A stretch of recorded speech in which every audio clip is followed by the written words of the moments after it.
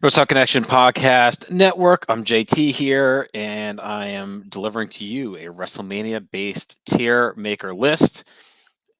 I'm not Aaron.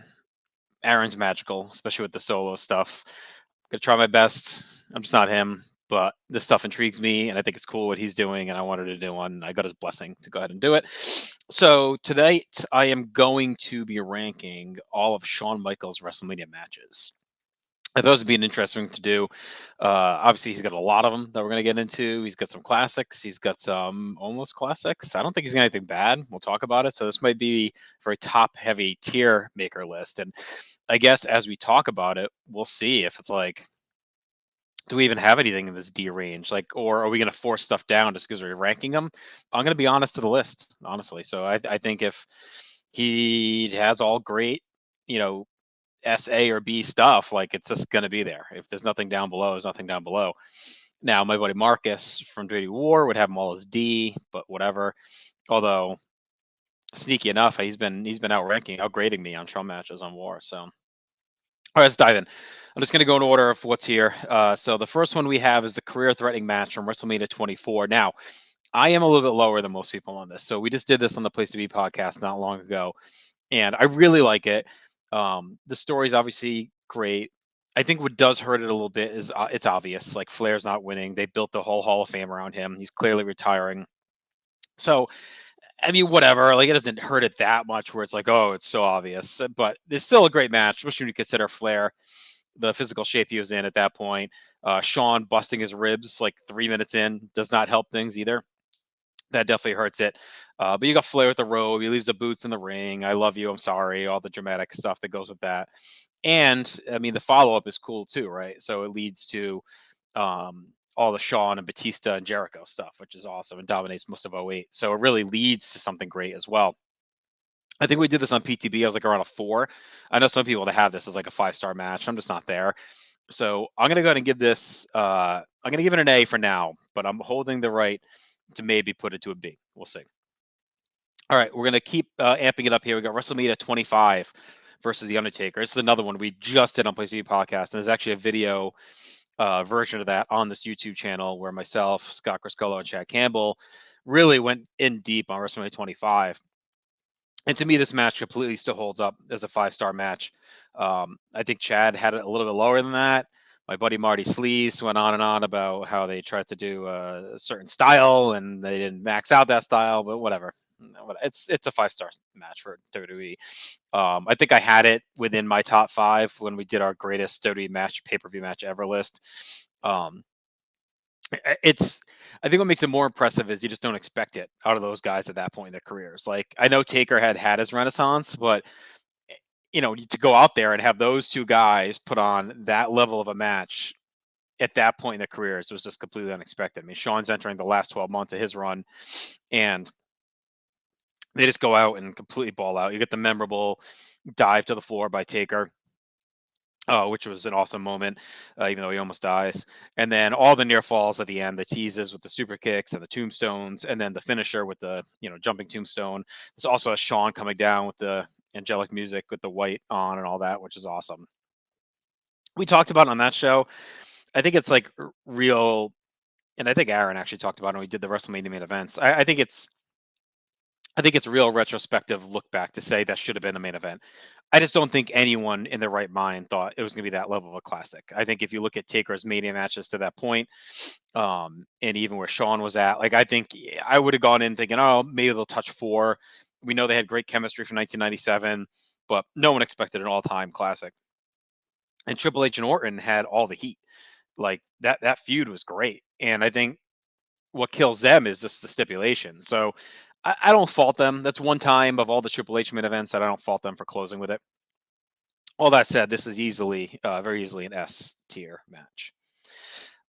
Here's what I'm gonna say maybe the least familiar with on this list. That is WrestleMania 26. That's a rematch with Shawn and Taker.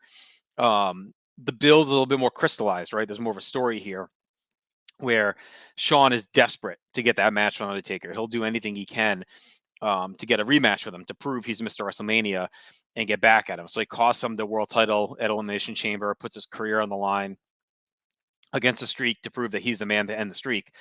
I think the rumors were there that Shawn may be done, but I don't think it was like super definite. And I think there's a world where maybe, um, he ends the streak. He's Shawn Michaels. He's Mr. WrestleMania, ends the streak and keeps going. I think as you got closer, it was pretty obvious, especially once it was going to main event this year. This year they do main event it, but they also didn't have anything as red hot as that going in that could have closed the show. The whole Mania is really well built. I'm looking forward to talking about as we move through on PTB. But I'm going to put this at A. From what I remember, it's like a step below their WrestleMania 25 match. Is still really, really good. The expectations are so high. It was going to be impossible to live up to that. So it almost mirrors the Flair match in a way, with Shawn going in pretty much knowing he's done. So, uh, off of memory, I think I had that like in the 4 to 4.25, 4.5 range, which would probably put it at the A's. God, such a fucking nerd. All right, WrestleMania 6, the Rockers versus the Orient Express. This is the infamous match where Jesse and Gorilla talk about how lethargic the Rockers look. Code, out having a Coke party the night before in Toronto. And it's true. This match, I would, off the top of my head quickly, without really, as we dive through, we'll talk further. It's probably his worst Mania match. It's okay. They would eclipse it at the 91 Rumble when they switched Kato in for Sato. That's a much better match, obviously. This has the shitty finish too, with the Salt and Jannetty tumbling over the guardrail. Shawn, for some reason, like pats him on the back as he's walking around blind, and then he falls over the railing.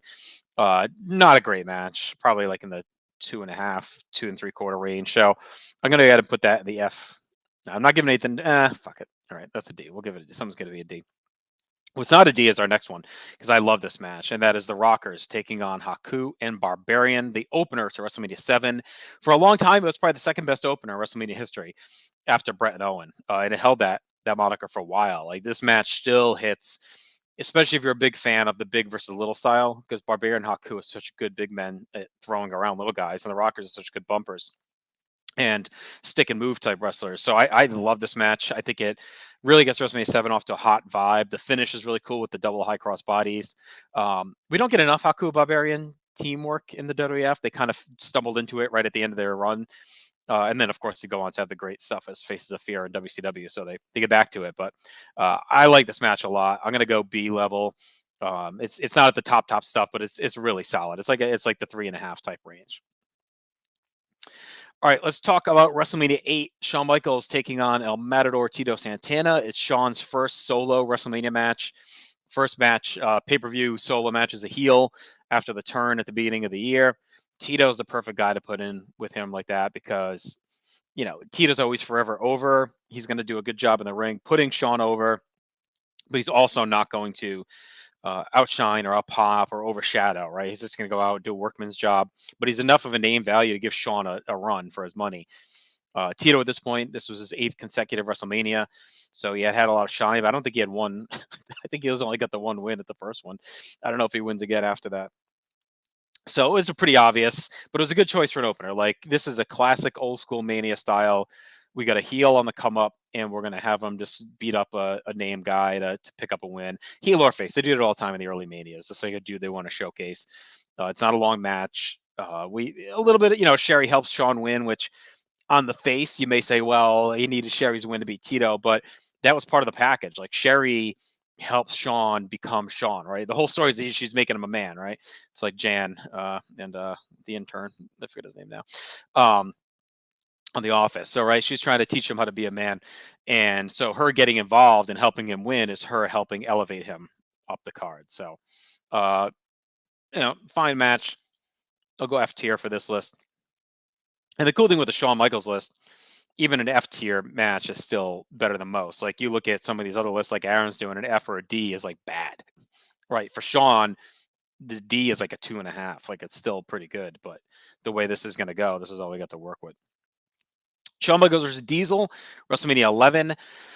Disappointing for sure. The build and the story's there. Like, Diesel is his bodyguard from June of '93. They amp it up when Diesel wins the IC title. Shawn's, got his back, he's in his corner when the tag titles. Shawn starts to get a little jealous. Then he, super kicks Diesel a bunch of times and costs him his belts. Finally explodes a Survivor Series. Diesel surprisingly wins the belt at MSG out of nowhere. Shawn goes bell to bell at the 95 Rumble, and it's on. I think it's tough to sit here in retrospect and say Shawn should have won because that takes away the WrestleMania 12 moment, which is such a keystone moment in WWE history. Him having the boyhood dream come true and beating Bret Hart. So like it jeopardizes that. Um, so I don't want to say for sure like Shawn should have won here, but he probably should have won here. Like, and I think if you look at how Diesel's run goes, it probably really enhances 1995 to have Shawn win. And maybe you do a double turn. Like maybe you realize Diesel is the big daddy face. This isn't working. If Diesel does retain, again, I don't think he should have held the title through the whole year, but that's a whole nother topic. I'm gonna go. Oh, so the match itself. The match itself has Shawn overbumping, overselling like a madman. There's a lot of people feel it's to the detriment that he was trying to show up Diesel. There's probably some of that there. I don't know if he's trying to really screw his buddy over, but I think he was trying to show off and make a point, maybe that he should have won the match. So there's definitely a little bit of selfish crybaby Shawn in here. But is that counterbalanced by Sid's maniacal actions at ringside, pulling out a pocket knife? I think so. Sid also has the awesome promo after the match where Shawn, he like cares. He's more angry than Shawn about him losing. It's an amazing promo that Sid delivers after the back about how angry he is that they were screwed by Diesel, and then we'll have the turn the next night where Sid turns on Shawn. Shawn turns face. So it's a very good match. It's not a great match. It's a very good match. I'm going to put it in the B tier. You got all the celebrities as part of it too, so there's some excitement there. Pamela Anderson and Jenny McCarthy and all that. It's probably borderline FB, but whatevs. All right, WrestleMania 14, Shawn Michaels versus Stone Cold Steve Austin. So this is an interesting one, right? Because Aaron and I on No Holds Barred are doing the greatest world title change ever, and this is right up there for sure with all of um the greats. Like when you factor in the entire package and everything that comes with it, the build, the hype, the moments, what it means to the future of the company to have Stone Cold ascend and take over, and what he would do for the company in the future. We did talk about it a little bit. Like, we've talked multiple times, right? Like, is the payoff of not getting Shawn and Brett at Mania hurt? And we dove into that, and I don't think so. Um, a little bit, but at the end of the day, like it still was the come up that Austin needed. I'm not going to dive like terribly into this one. If you check out No Holds Barred episode 103 on this feed, Aaron and I spent like a half hour just on this match. We will live watch it and dive in. You got Mike Tyson, and then on top of everything, it's like such an impressive showing from Shawn, whose back is completely blown out. It's not fake. I mean, unless he's the greatest actor in history, it's clearly not fake because he's in tremendous pain. He's moving really gingerly all throughout that match, but he still goes out and guts through it and puts on a great performance. It's almost like it was a spite performance for all the people that shit talked him about not dropping the title in the ring, faking injuries, the smile. It's like he went out there and said, "Screw you, I am hurt, and I'm still going to put on a classic match." And while it isn't a classic, it's still really, really, really great. Um, like I said, you got Tyson, you crown Austin, you get the great call by Ross. Um, Michaels is just fantastic all through. You get the DX band, and to this point, if you're up on No Holds Barred, it's at the top, right? So to that point in 1998, we have it as the greatest world title change ever. So um, it's got to rank high here. This may be controversial, but I'm going S. It's not in ring work rate an S level, but when you factor out everything that goes with it and what it means and the performance by Shawn, I think it's a god tier match of his. This is what this list is, right? It's his WrestleMania matches. So I think you got to put that one at the top. Chris Jericho, WrestleMania 19, also a great match. This is Jericho try to reestablish his footing after he had the undisputed title reign. He kind of is effing around through most of 02 with no real direction. Shawn had just come back, not even a full-time return yet. He was still kind of doing the part-time thing. But you're going to have him at Mania. The feud had been well built. Jericho was trying to prove that he's the modern day Shawn Michaels. He wanted to go bell to bell at the Rumble. But we get the whole thing where he bludgeons Shawn with the weapon and throws him out, attacks him from behind, and then Shawn comes back and eliminates Jericho. They on and off from there. And then the match itself is just really, really good. I think it's been forgotten a little bit. It's probably a little I'm not gonna say it's underrated because I think anyone who talks about it properly rates it, but I think it's like forgotten when you think of these lists of great matches. Plus, their feud in '08 is so freaking awesome that you tend to overlook this one, where it's such a more clearly defined, just a simplistic match compared to what the feud in '08 becomes. So I'm gonna go ahead and put this in the B tier um, of his matches because when we're looking at the Shawn rankings, as you can tell by the way this is going, I'm not just talking in ring pure quality. I'm talking storyline, what it means, the importance. So I just don't think it's up to those top two tiers based on that. I think it's just a great match. All right, WrestleMania 20 is an interesting one. Aaron touched on it a little bit when he did the WrestleMania main events. Obviously, all the Benoit stuff is, hangs over these. I had it at 5 the most recent time I watched it, but I will say this. I think Shawn is the least important piece of this match, and um, which is crazy to say when Triple H is involved. But I remember the build to this, right? Like everyone wanted Benoit to just go over Triple H. People were pissed that Shawn was even in the picture, that Shawn was even inserted into the world title picture at this point. He's great in the match itself, but the match is really built around Benoit trying to conquer Triple H.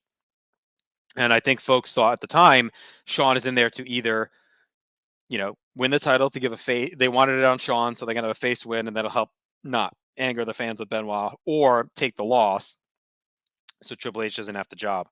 It didn't go that way. Benoit taps Triple H clean. The best part of Shawn is probably when he's gonna tap and Triple H is holding his arm. He's got a lot of other great moves in that match too. But even taking the Benoit piece out of it, I think again it's a great match. I don't know if it's the best Shawn performance, so I'm gonna put it A tier, not all time. Up next, WrestleMania 21. I'm just going to go ahead and put this as the S tier right now. The feud is awesome with Kurt Angle and Shawn Michaels, where Angle kicks the shit out of him at the Royal Rumble. Ankle locks him. He's on the stairs screaming. Then Angle goes on a tour to prove that he can do everything Shawn Michaels did.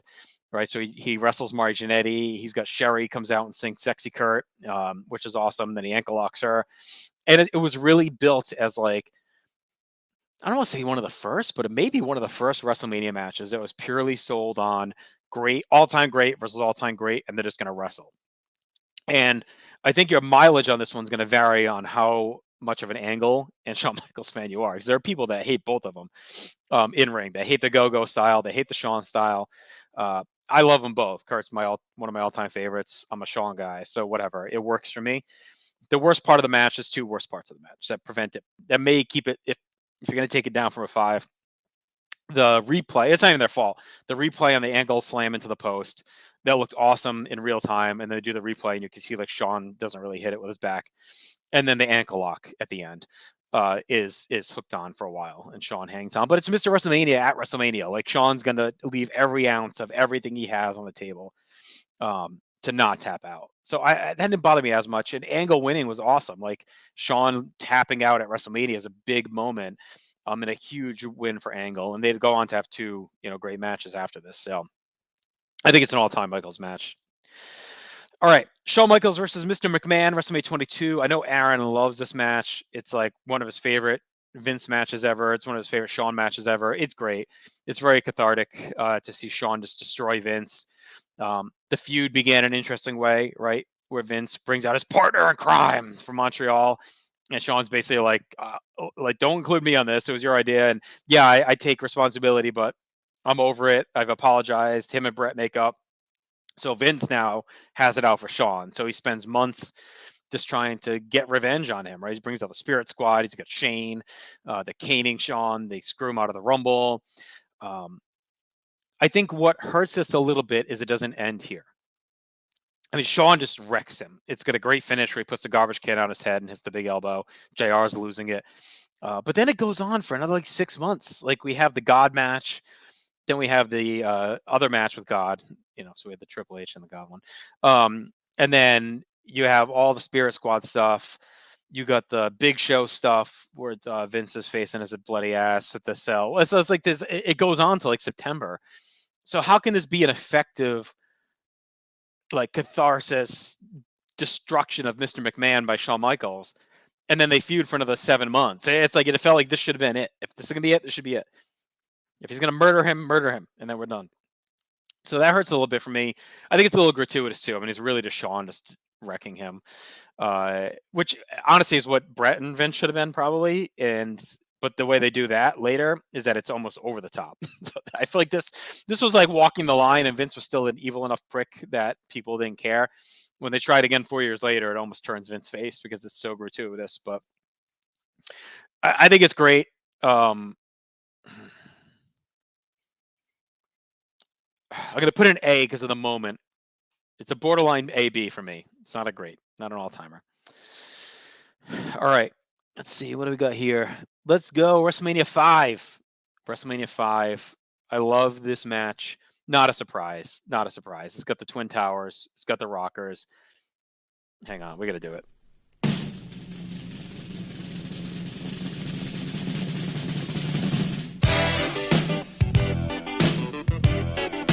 Can't talk Akeem with Slick without listening to the music. All-time classic, of course. But I love this match, and not just because it's Hakeem. I think the big versus little has never been better in the tag style of WWF than this match. The Rockers flying around, just pissing and moving and sticking and diving all over the place. And Jesse's just awesome calling this match too. They've irritated Hakeem, where Shawn punches him on the apron. And then there's this moment where you think the Rockers are going to really pull it out, and Hakeem just comes in and destroys Shawn with a clothesline, and it's fantastic. You get the power bomb spot where they come off the top and they get caught and power bombed, and then the finish with Hakeem just hitting the 747 splash. Jai Soul Bro echoing through Trump Plaza. Just I love this tag back and watch this match. It's probably one of the matches I've seen the most in my life because I used to always rent WrestleMania 5 and rewatch the show. So I've seen this match a ton. It's a classic. I'm gonna overrate it. I don't care. It's going A tier for old JT. I think it's a wonderful WrestleMania tag team match. It means nothing, but whatever. It's my list. It's my rankings. If I'm watching these matches, it's at the top of what I want to watch. All right, let's do Shawn Michaels versus Tatanka WrestleMania 9. This is not on the list of what I want to watch. Just it's boring. Honestly, looking at this list, I think this may be his worst WrestleMania match. It's up there with the Orient Express match. 18 minutes. This is supposed to be worker Shawn, like IC champion, carrying it, and his 93 shaky. It's a boring match. Um, you're soaking in the atmosphere of Caesar's Palace, so it's like, okay, well, we'll give us 18 minutes to look around and see everything. But this is the way Tatanka was built and the way Shawn was built. This should have been a sprint. Get the crowd hyped up. We get the count out finish, which is weak. It's all about Luna and Sherry on the outside by the end. Just a really soft for Shawn's first IC title defense at a Mania. It's real soft. They didn't want Tatanka to take the loss because of the unbeaten streak. So, and honestly, it was supposed to be him and Jannetty anyway. Shawn and Jannetty got fired. So it's like, whatever. The whole thing's a mess. I'm gonna put this in the D tier. I think it's shitty. This should open with Steiner's head shrinkers and then went to Shawn Tatanka probably on the card. All right, let's do Shawn Michaels versus John Cena, WrestleMania 23. Another great match. Triple H went down with the injury in January, so that kind of screwed up their Mania plans. I think they were looking to do the rematch with Cena and Triple H from 22. But as is, I mean, Shawn steps in. They kind of do the respect angle with the two of them. They're win the tag titles and they kind of bust up a little bit. They'd have the great rematch from London on Raw a month later. A couple weeks later, that goes the draw, which is really good.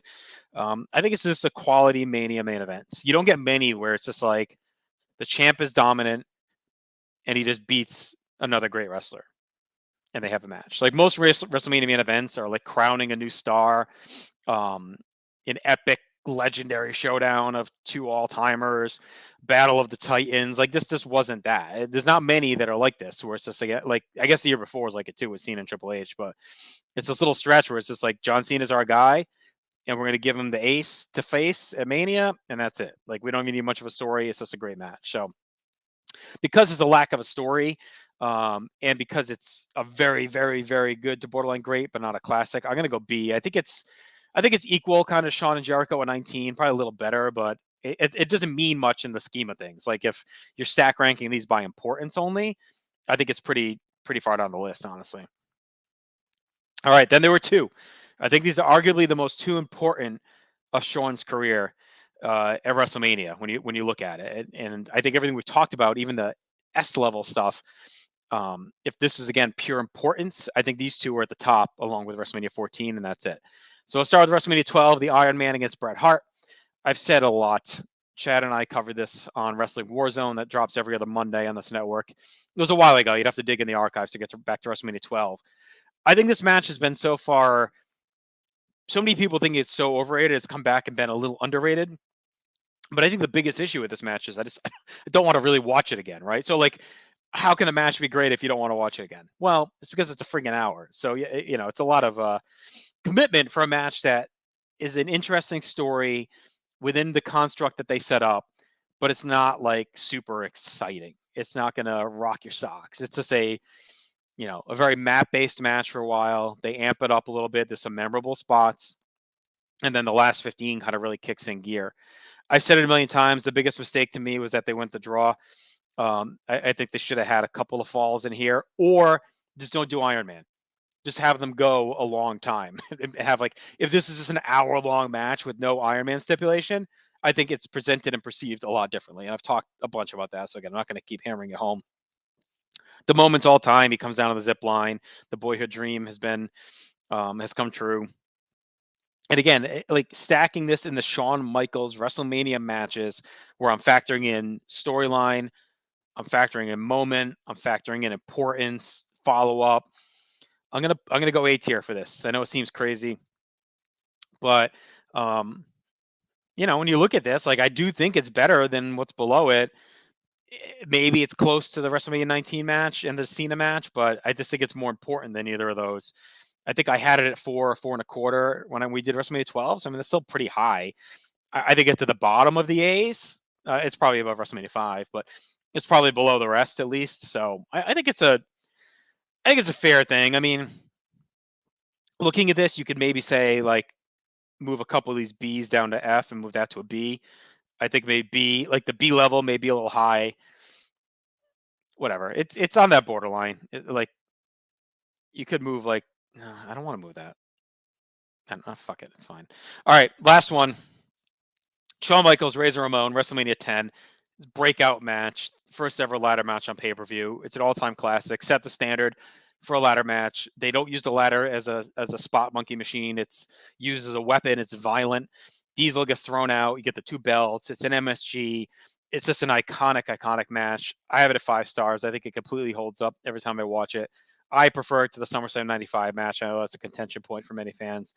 I think it's the match that made Shawn Michaels after a very weak 93.